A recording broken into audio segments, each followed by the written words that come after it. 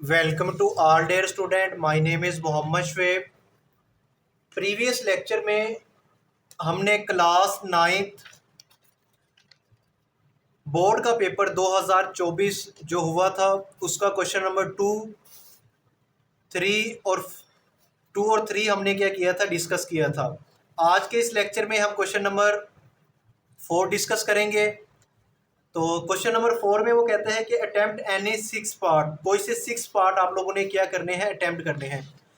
अच्छा, जो question number 4 होता है ना हमारे पास, क्वेश्चन नंबर 4 मोस्टली हमारे पास डेफिनेशंस आती हैं इस क्वेश्चन में। तो हमने क्या करने हैं, टोटल 6 पार्ट अटेम्प्ट करने हैं।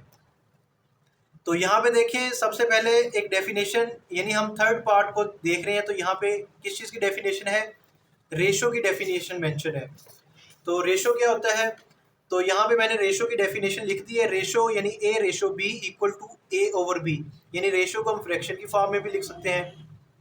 is the comparison of two alike quantities A and B called term of ratio। यानी रेशो हमारे पास दो एक जैसी क्वांटिटीज के दरमियान में मुआजना होता है और रेशो का कोई यूनिट नहीं होता। नेक्स्ट मैंने फिफ्थ पार्ट किया है। तो फिफ्थ पार्ट आप यहाँ पे देखें, तो फिफ्थ पार्ट में वो कहता है कि find the unknown value of x in the given figure. हमारे पास यहाँ पे एक फिगर गिवन है, ठीक है। तो इस फिगर में जो अननाउन एक्स की वैल्यू है वो आप लोगों ने क्या करनी है, फाइंड करनी है। तो हम कैसे फाइंड करेंगे, देखें। तो यहाँ पे देखिए हमारे पास ये एक डायग्राम आपको नजर आ रही है। तो ये क्या है, एक राइट ट्राइंगल है। जो राइट ट्राइंगल है इसको हम कैसे सॉल्व करते हैं, बाय पाइथागोरस थ्योरम, या उर्दू मीडियम के स्टूडेंट इसको क्या कहते हैं, मसला फिसागोरस की मदद से। तो उसका फार्मूला हमारे पास क्या होता है, पहले मैं आप लोगों को बता दूं कि हमारे पास ये वाली जो साइड होती है इसको हम कहते हैं हाइपोटीनियस, और इस साइड को हम कहते हैं बेस, और इस साइड को हम कहते हैं हाइट, एल्टीट्यूड या परपेंडिकुलर। अब फार्मूला हमारे पास क्या होता है, तो फार्मूला हमारे पास होता है हाइपोटीनियस, यानी हाइपोटीनियस का square equal to base, base का स्क्वायर प्लस परपेंडिकुलर, इसका स्क्वायर।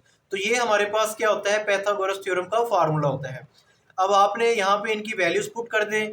तो हाइपोटेनियस किसके इक्वल है, एक्स के इक्वल है। तो यहाँ पे क्या आएगा, एक्स आ गया, एक्स का स्क्वायर, और बेस की वैल्यू क्या है, 4। तो यहाँ पे मैंने पुट कर दिया 4। परपेंडिकुलर की वैल्यू क्या है, परपेंडिकुलर भी 4 है, तो इसका स्क्वायर। तो 4 का स्क्वायर हमारे पास क्या आएगा, 16, और यहाँ पे भी क्या आएगा, 16। इन दोनों को जब आप सम अप करोगे तो ये हमारे पास क्या आ जाएगा, 32।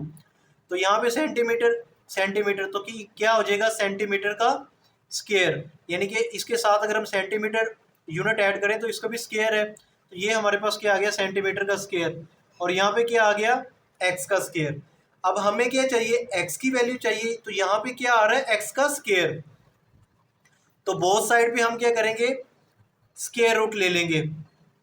तो मैं स्क्वायर रूट ले लेता हूँ स्क्वायर को खत्म करने के लिए। तो यहाँ पे आ गया एक्स स्क्वायर पे स्क्वायर रूट आ गया, और ये हमारे पास 32 है। अब 32 को मैं इस तरह लिख सकता हूँ, 16 मल्टीप्लाई 2, और 16 का अलग से आप रेडिकल ले लें स्क्वायर रूट, और रेडिकल 2 का मैंने अलग कर दिया, यानी 2 का रेडिकल अलग कर दिया। जो 16 होता है ये हमारे पास 4 के इक्वल होता है, यानी स्क्वायर रूट 16, और यहाँ पे 2 आ गया। तो ये स्क्वायर से स्क्वायर रूट कैंसिल, तो x की वैल्यू हमारे पास क्या आ गई, 4 स्क्वायर रूट 2। तो ये हमारे पास क्या आ गया, इसका रिक्वायर्ड आंसर आ गया। उम्मीद करता हूं कि आपको क्वेश्चन नंबर 3 और 5 की समझ आ गई होगी। नेक्स्ट हमारे पास जो क्वेश्चन है वो देखें। तो इसी पेपर का मैंने क्वेश्चन नंबर 6 और 8 पार्ट किया है।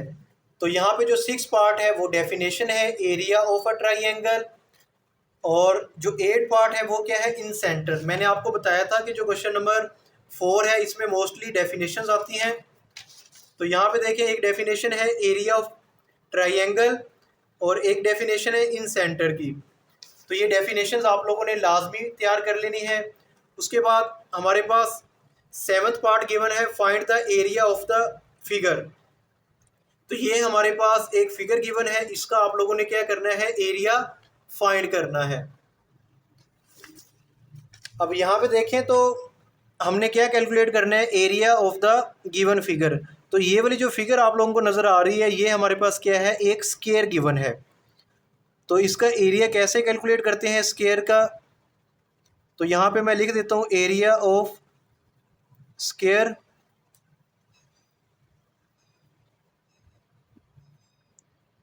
या उर्दू मीडियम के स्टूडेंट इसको क्या कहते हैं, मुरब्बा कहते हैं। तो इसका हम एरिया कैसे कैलकुलेट करते हैं, तो इसका फार्मूला होता है लेंथ मल्टीप्लाई लेंथ। तो यहाँ पे देखें, ये वाली जो साइड है इसकी लेंथ कितनी है, 3 सेंटीमीटर, और सेकंड इसकी लेंथ कितनी है, 3 सेंटीमीटर। तो आपने क्या करना है, इनको मल्टीप्लाई करें, 3 को 3 से मल्टीप्लाई करेंगे 9, और सेंटीमीटर सेंटीमीटर से मल्टीप्लाई हुआ सेंटीमीटर का स्क्वायर। तो ये हमारे पास क्या आ गया, रिक्वायर आंसर आ गया। उम्मीद है कि आपको इस क्वेश्चन की भी समझ आ गई होगी। तो अभी तक वो तमाम स्टूडेंट जिन्होंने मेरा चैनल शुए मैथ वाला सब्सक्राइब नहीं किया, इस चैनल को भी आप लोग लाजमी सब्सक्राइब करें, वीडियो को भी लाजमी लाइक करें, दोस्तों के साथ शेयर करें। नेक्स्ट हमारे पास इसका एक क्वेश्चन है, वो देखें। नेक्स्ट सेकंड पार्ट है हमारे पास क्वेश्चन नंबर 4 का। क्वेश्चन नंबर 4 का सेकंड पार्ट देखें, तो सेकंड पार्ट में वो कहता है 3 centimetre, 4 centimetre and 7 centimetre are not length of the triangle, justify. तो इस क्वेश्चन को आप कैसे करेंगे, तो यहाँ पे मैंने इसको सॉल्व कर दिया है, ये क्वेश्चन आप लोगों ने देख लेना है। तो सबसे पहले देखें तो हमारे पास जो साइड्स की लेंथ गिवन है, तो हमने क्या करना है, 3 और 4 इन दोनों साइड्स का अगर हम सम लें तो थर्ड साइड के इक्वल आता है, वो क्या है, 7 सेंटीमीटर।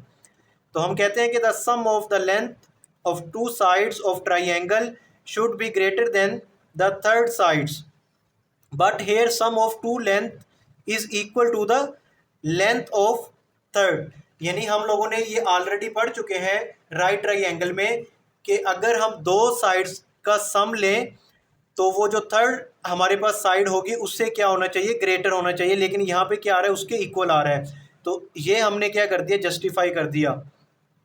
तो नेक्स्ट वो कहता है कि that is why given measurement are not the length of the sides of any triangle. तो इसी के साथ हमारा जो क्वेश्चन नंबर 4 है वो क्या हो गया है, कंप्लीट हो गया है। नेक्स्ट अब हम क्या करते हैं, इसके लॉन्ग क्वेश्चंस को देखते हैं। तो सबसे पहले देखें तो हमारे पास जो क्वेश्चन नंबर 5 गिवन है, इसके 2 पार्ट हैं। तो ए पार्ट में वो कहता है कि लीनियर इक्वेशंस हमारे पास गिवन है, इसको आपने क्या करना है, क्रैमर रूल से सॉल्व करना है। अच्छा, यहाँ पे देखें तो वो कहते हैं कि solve the system of linear equation by Cramer rule. तो यहाँ पे 2 लीनियर इक्वेशन हमारे पास गिवन है, इसको आपने लिखना कैसे है, तो जो भी क्वेश्चन होगा उसी का नंबर आप लोगों ने देना है। अब इसका ए पार्ट है तो यहाँ पे मैंने ए लिख दिया। उसके बाद इस इक्वेशन को आप लिखें। तो सबसे पहले मैंने यहाँ पे लिख दिया x plus y equal to 7, और बिल्कुल इसी के नीचे नेक्स्ट लाइन में आपने क्या करना है, नेक्स्ट इक्वेशन को लिखना है 3x minus Y equal to 6। तो इस क्वेश्चन को आपने किसकी मदद से सॉल्व करना है, क्रैमर रूल की मदद से। तो अब हम इसको क्रैमर रूल की मदद से सॉल्व करते हैं। तो सबसे पहले मैं यहाँ पे लिखूंगा इन मैट्रिक्स फॉर्म।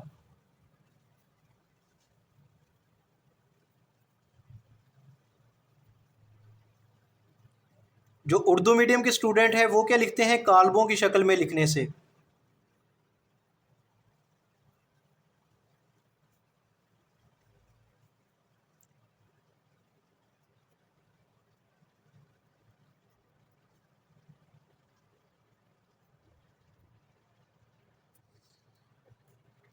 तो यहाँ पे देखें, मैं इसको मैट्रिक्स की फॉर्म में लिखूंगा। तो आपने एक स्क्वायर ब्रैकेट लगानी है। ये हमारे पास जो वेरिएबल x है इसका कोफिशिएंट है 1, तो हम यहाँ पे 1 लिखेंगे। इस x का कोफिशिएंट 3 है तो 3 लिख दिया। अब ये जो y है इसका कोफिशिएंट 1 है और इस y का कोफिशिएंट क्या है -1, यानी माइनस का साइन है तो आपने -1। और उसके बाद यहाँ पे हमारे पास जो वेरिएबल्स इस्तेमाल हुए हैं, यानी नेक्स्ट हमने एक मैट्रिक्स लिखना है और उसमें वेरिएबल्स लिखेंगे। कौन कौन से वेरिएबल्स इस्तेमाल हुए हैं? x और y इक्वल टू, और यहाँ पे ये इक्वल है तो इक्वल लगा दिया। अब ये जो कांस्टेंट टर्म्स हैं इनका अलग से एक मैट्रिक्स बना देना है। अब आपने क्या करना है, इनको नेम दे दें। तो सबसे पहले मैं लेट कर लेता हूँ, ये वाला जो मैट्रिक्स है इसको मैंने ए का नेम दे दिया, इस वाले मैट्रिक्स को एक्स का, और इस वाले मैट्रिक्स को मैंने बी का नेम दे दिया। दरमियान में इक्वल था तो इक्वल लगा दिया। अब मैंने इसको किसकी मदद से सॉल्व कर रहा हूँ? क्रैमर रूल की मदद से। तो मैं यहाँ पे मेंशन कर देता हूँ बाय क्रैमर रूल।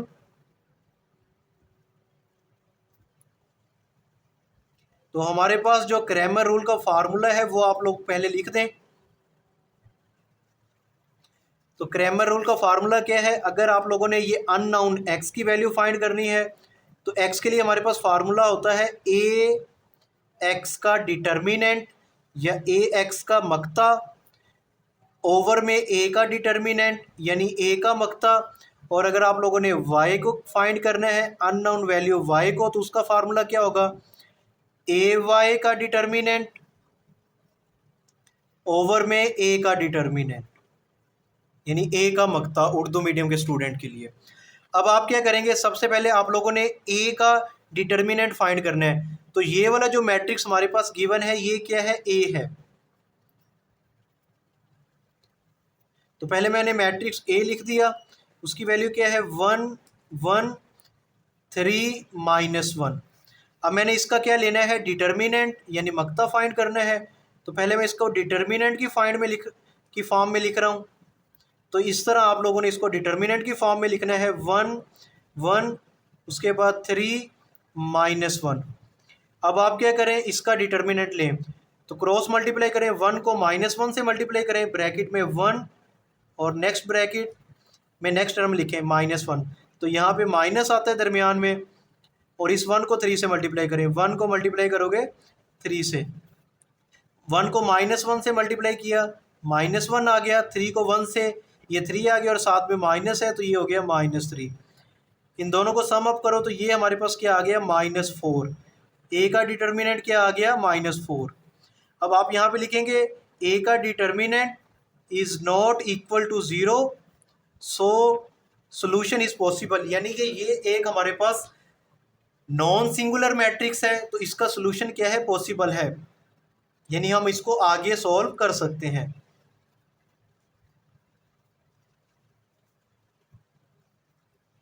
तो हमारे पास सोल्यूशन क्या है? पॉसिबल है। और जो उर्दू मीडियम के स्टूडेंट है वो क्या लिखेंगे? हल मुमकिन है, यानी कि ये एक गैर नादिर कालिब है और इसका क्या है? हल मुमकिन है।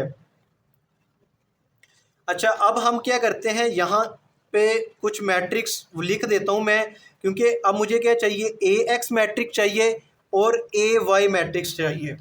तो यहाँ पे मैं क्या करता हूँ, एक साइड पे ए एक्स मैट्रिक्स लिखने लगा हूँ।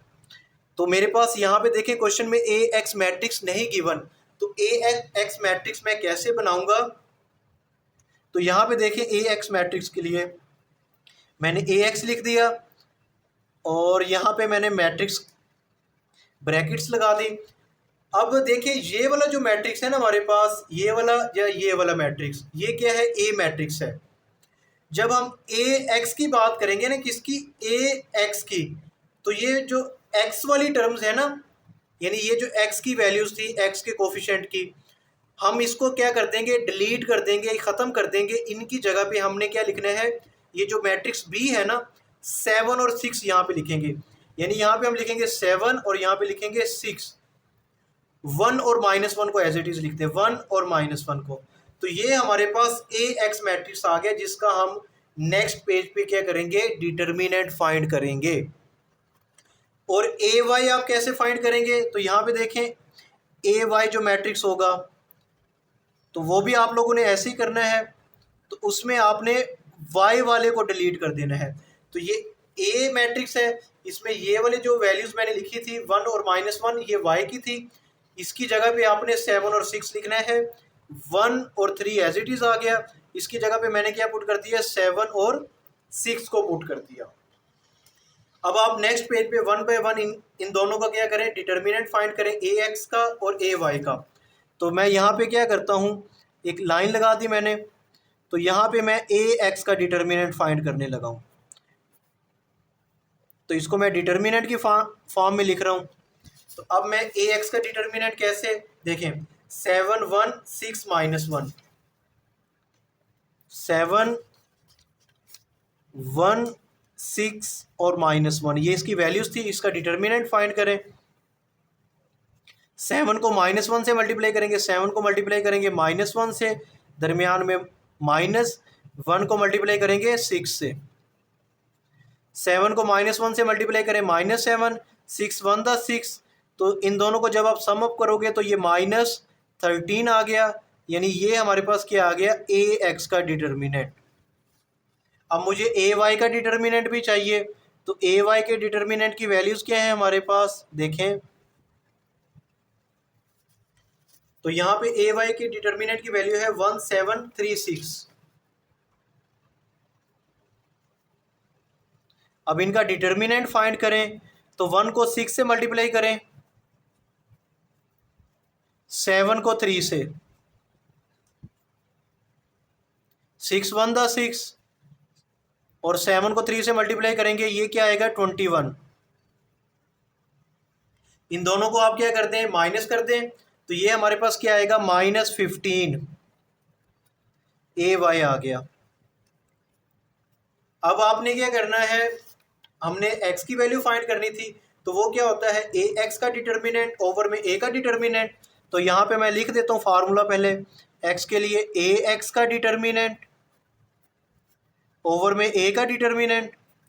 अच्छा, ए एक्स की वैल्यू क्या आई है, -13, a की वैल्यू क्या आई है हमारे पास, a के डिटर्मिनेंट की वैल्यू आई है -4, तो ये आ गई -4। अब आप क्या करें, माइनस से माइनस को कैंसिल कर दें, तो हमारे पास क्या आंसर आया, 13/4। तो ये किसका आंसर आ गया है, x का। उसके बाद आपने क्या करना है y के लिए, तो y को हम कैसे कैलकुलेट करते हैं, ए वाई का डिटर्मिनेंट ओवर में a का डिटर्मिनेंट। ए वाई के डिटर्मिनेंट की वैल्यूज़ -15, a के डिटर्मिनेंट की -4, माइनस से माइनस कैंसिल हो जाएगा, तो y की वैल्यू क्या आ गई, 15/4। तो ये हमारे पास क्या आ गया, रिक्वायर्ड आंसर आ गया। बात देखें, ये x और y की वैल्यूज़ आ गई हैं। अब आप इसको चेक भी कर सकते हैं कि आया कि आपका ये क्वेश्चन ठीक है या गलत है। तो आपने क्या करना है, जो हमारे पास ये इक्वेशन गिवन थी ना, ये लीनियर इक्वेशन, इन दोनों में से किसी एक इक्वेशन में आप क्या करें, x और y की वैल्यूज पुट कर दें। मैं क्या करता हूँ, फर्स्ट इक्वेशन को लेता हूँ, x + y = 7। तो ये मैं चेक कर रहा हूँ, जस्ट आप लोगों ने रफ पेज पे ये चेक कर सकते हैं कि आपने क्वेश्चन ठीक किया है या गलत किया। x + y = 7, x की वैल्यू क्या है 13/4 प्लस y की वैल्यू 15/4 = 7। 4 एलसीएम ले लें, तो यहाँ पे क्या आएगा, 13 + 15 7, इन दोनों को सम अप करो तो 28 ओवर में 7 है, 4 इसको डिवाइड करेगा तो 7 आएगा, 7 = 7। तो ये हमारे पास क्या हो गया, ट्रू हो गया। तो इसका मतलब x और y ये हमारे पास इसका जो आंसर आया ये बिल्कुल ठीक आ गया है। नेक्स्ट आप इसको सोल्यूशन सेट में भी लिख सकते हैं, तो वो आप कैसे लिखेंगे, पहले आप x की वैल्यू लिखें, तो वो हमारे पास क्या है 13/4, उसके बाद आप y की वैल्यू लिखें 15/4, और ये राउंड ब्रैकेट में आपने लिखना है इन दोनों को, उसके बाद आपने करली ब्रैकेट लगानी है। तो ये हमारे पास फाइनल इसका आंसर आ गया। नेक्स्ट हमारे पास क्वेश्चन नंबर 5 का बी पार्ट गिवन है, इसको भी सॉल्व करते हैं। नेक्स्ट हमारे पास क्वेश्चन नंबर जो 5 है उसका बी पार्ट गिवन है। तो बी पार्ट में देखें, वो कहते हैं कि सिंप्लीफाई। तो स्टेप 1 में आप लोगों ने क्वेश्चन को एज इट इज़ लिख देना है, और उसके बाद आप क्या करेंगे, अगर आप यहाँ पे देखें तो ये हमारे पास क्या गिवन है, क्यूब रूट गिवन है, और यहाँ पे भी क्यूब रूट, ये भी क्यूब रूट। तो मैं इन तमाम टर्म का एक क्यूब रूट ले लेता हूँ। मैं इसको कैसे लिखता हूँ, कुछ इस फॉर्म में लिख देता हूँ। इनको मैंने कंबाइन कर दिया, तो ये हमारे पास प्रॉपर्टी भी है। तो मैंने यहाँ पे लिखा ए की पावर एल ओवर में ए की पावर एम मल्टीप्लाई ये वाली वैल्यू ए की पावर एम ओवर में ए की पावर एन है, मल्टीप्लाई ये हमारे पास ए की पावर एन ओवर में ए की पावर एल। अब मैं क्या करूँगा, ये जो क्यूब रूट है हमारे पास, ये टर्म एज इट इज़ आ गई, और इन तमाम का जो डिनोमिनेटर है इनको नोमिनेटर से मल्टीप्लाई कर देते हैं, तो इनकी पावर्स क्या हो जाएंगी, माइनस में हो जाएंगी। तो अब मैं इसको कुछ इस फॉर्म में लिख देता हूँ, ए की पावर एल मल्टीप्लाई ए की पावर माइनस एम, और यहाँ पे क्या है, मल्टीप्लाई ए की पावर एम, और मैं इसको लिख देता हूँ ए की पावर माइनस एन। नेक्स्ट हमारे पास ए की पावर एन मल्टीप्लाई ए की पावर माइनस एल, और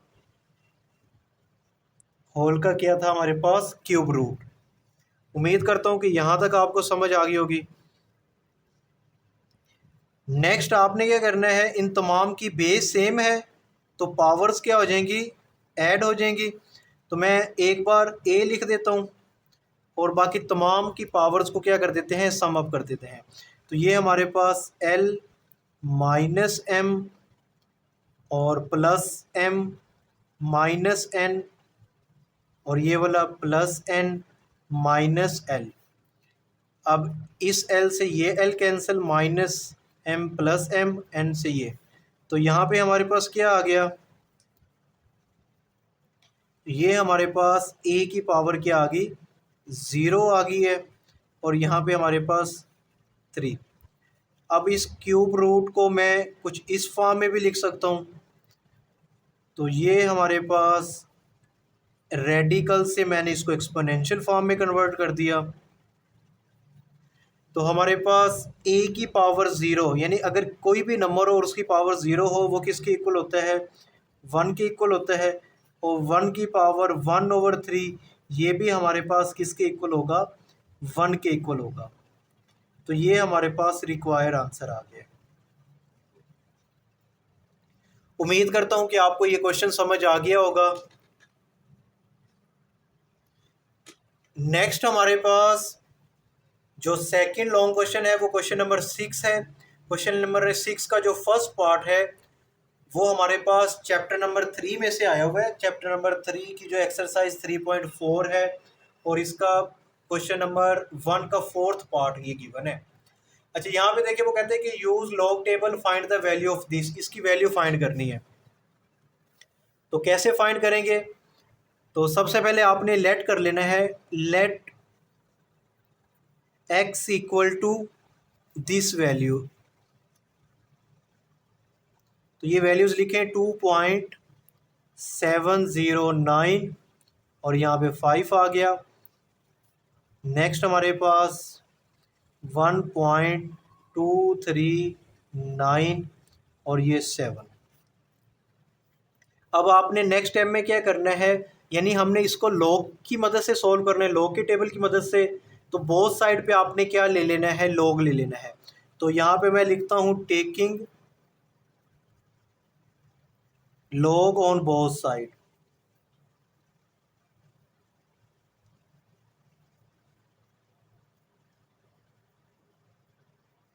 बोथ साइड पे हम लॉग ले रहे हैं, तो लेफ्ट साइड पे क्या लिखा हुआ है, x। तो ये हमारे पास हो जाएगा log x equal to log, और ब्रैकेट में ये दोनों टर्म्स लिख दें 2.709 मल्टीप्लाई, और ये हमारे पास रेडिकल का साइन है, 1.239 ब्रैकेट क्लोज। अब लॉग की प्रॉपर्टी है, लॉग में ये दोनों नंबर क्या हो रहे हैं, मल्टीप्लाई हो रहे हैं, तो ये क्या हो जाएंगे, प्लस हो जाएंगे। तो मैं इसको लिख सकता हूँ log radical 2.709 plus log radical में 1.239 और यहाँ पे 7। अब हमने क्या करना है, तो यहाँ पे देखें ये हमारे पास कौन सी फॉर्म है, रेडिकल की फॉर्म है। मैं इसको एक्सपोनेंशियल बना सकता हूँ, यानी लॉग, जब मैं इसको एक्सपोनेंशियल बनाऊंगा 2.709 और इसे मैं लिखूंगा 1/, ये जो 5 है इसको लिख देंगे 1/5 प्लस, इसको भी आप एक्सपोनेंशियल फॉर्म बनाएं तो ये लॉग एज इट इज़ आ गया 1.239 और यहाँ पे क्या आ गया 1/7। अच्छा, अब लॉग की प्रॉपर्टी है कि पावर हमारे पास अगर किसी नंबर का लॉग लें और उसकी पावर हो, पावर को हम क्या करते हैं, स्टार्ट में ले जाते हैं। तो ये हमारे पास क्या होगा 1/5। उसके बाद नेक्स्ट हमारे पास क्या लिखा हुआ है, लॉग 2.709 प्लस, तो ये भी हमारे पास पावर को स्टार्ट में ले जाएं तो ये क्या होगा 1/7 लॉग 1.239। अब आपने क्या करना है, कैलकुलेटर पे इसकी वैल्यूज़ लिखें। ठीक है, तो ये हमारे पास क्या आएगा, क्या लिखा हुआ है, लॉग ब्रैकेट में 2.709 ब्रैकेट क्लोज। तो ये हमारे पास ये वैल्यूज़ आ गई, इसको 1 से मल्टीप्लाई करेंगे यही आएगी और इसको आप क्या करें, डिवाइड कर दें किस पे, 5 पे। तो ये हमारे पास आ गया 0.08661, यानी पॉइंट के बाद आप 5 या 4 डिजिट लिखें।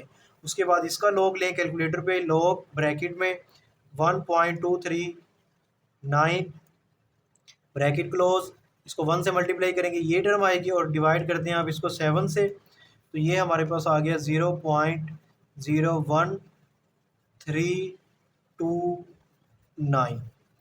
ठीक है, अब आपने क्या करना है, इन दोनों वैल्यूज़ को सम अप कर दें। क्या कर दें, सम अप करें। जब आप इन दोनों वैल्यूज़ को सम अप करेंगे तो ये हमारे पास क्या आएगा 0.0999। ठीक है, तो ये वैल्यूज़ आ जाएंगी। तो ये हमारे पास साथ में क्या आ रहा है, log X as it is आ रहा है। आपने क्या फाइंड करना है, एक्स की वैल्यू फाइंड करनी है। ठीक है, तो इसके साथ लॉग नहीं होना चाहिए, तो मैं क्या करता हूँ, बोथ साइड पे एंटी लॉग लेता हूँ। ठीक है, तो आप यहाँ पे लिखते हैं apply anti log on both side.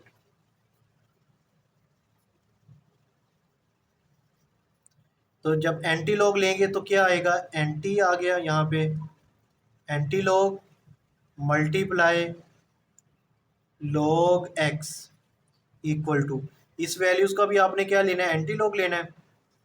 तो ये एंटी लॉग और ब्रैकेट में ये वैल्यूज़ लिखते हैं 0.099। ठीक है, अब एंटी लॉग से लॉग कैंसिल हो जाएगा, जस्ट हमारे पास एक्स आएगा। तो इस वैल्यूज़ का आपने क्या लेना है, एंटी लॉग लेना है। तो एंटी लॉग कैसे लेंगे, shift log bracket start 0.0999 bracket close, तो ये हमारे पास क्या आ जाएगा 1.25 समथिंग जो भी है। ठीक है, तो ये हमारे पास आ गया 1.2586। अगर मैं इसको राउंड ऑफ करूं तो x की वैल्यू क्या आ गई है 1.25 और इसको राउंड ऑफ करें तो मैं इसको 9 भी लिख सकता हूं। तो ये हमारे पास क्या आ गया, रिक्वायर आंसर आ गया। उम्मीद करता हूं कि आपको इस क्वेश्चन की भी समझ आ गई होगी। नेक्स्ट हमारे पास क्वेश्चन नंबर 6 का बी पार्ट गिवन है। तो इसमें देखें तो हमारे पास वो क्या कहता है, if 4x plus 1/4x equal to 5 then find the value of 64x³ plus 1/64x³। इसकी वैल्यू आप लोगों ने क्या करनी है, कैलकुलेट करनी है अगर हमारे पास ये वैल्यूज़ गिवन हो। तो बिल्कुल आसान सा क्वेश्चन है। सबसे पहले आपने क्या करना है, 4x plus 1/4x equal to 5 ये आपने लिख दिया। बोथ साइड पे आप क्यूब लिख, तो take cube on both side.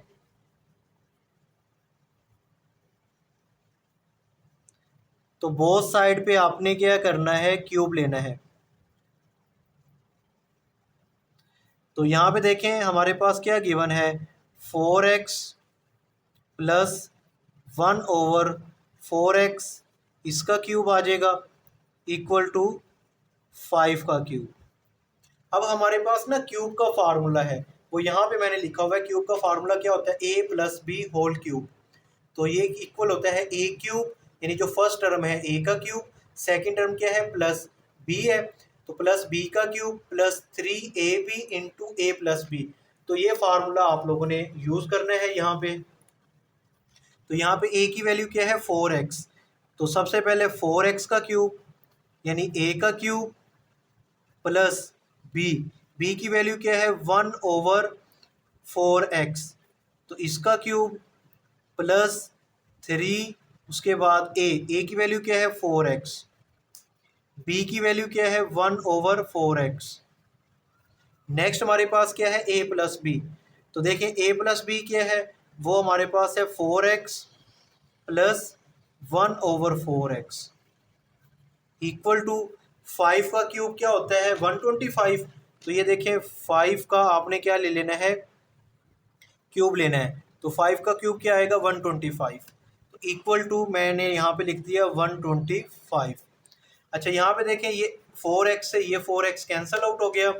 तो यहाँ पे 4 का जो क्यूब होता है वो हमारे पास 64 होता है, साथ में x का क्यूब आ गया प्लस 1 का क्यूब 1 और 4 का 64 और साथ में x का क्यूब प्लस 3। और ये जो वैल्यू है 4x प्लस 1/4x यानी 4x प्लस 1/4x ये किसके इक्वल है 5 के।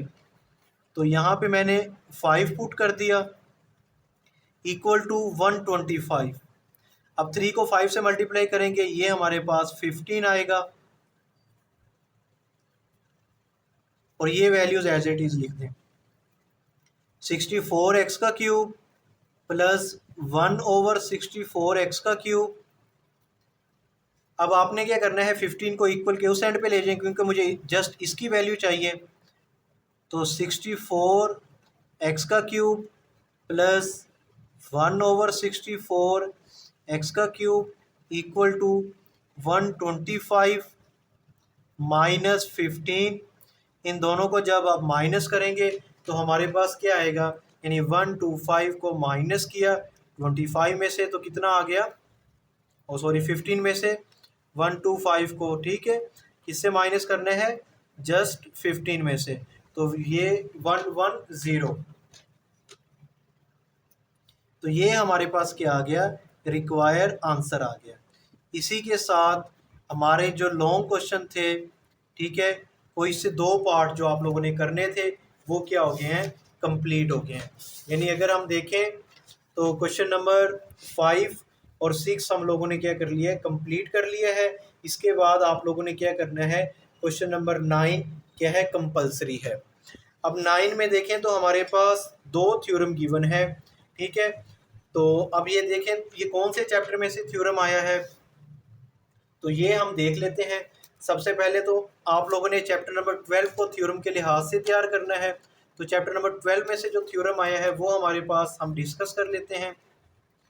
तो यहाँ पे देखें, proof that right bisector of the side of a triangle are congruent.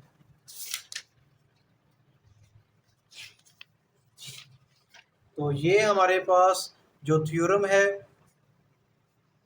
वो कौन सा है, सबसे लास्ट वाला जो थ्योरम है हमारे पास,